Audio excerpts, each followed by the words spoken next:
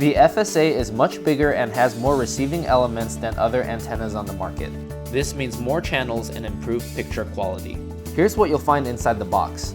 The main antenna comes in 4 parts: a base element connected to the 360-degree rotating moon, director elements, and 2 reflector panel.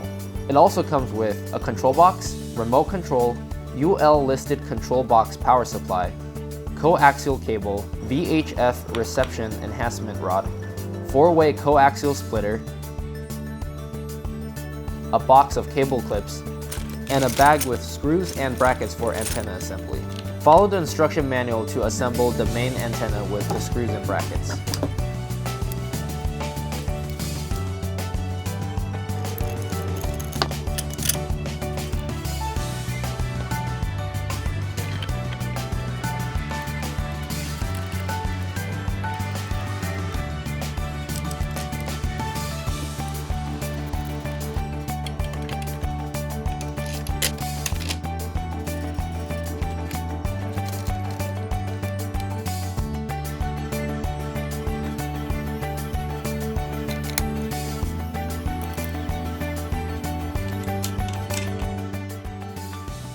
After installing the antenna, connect it to the control box with a coaxial cable.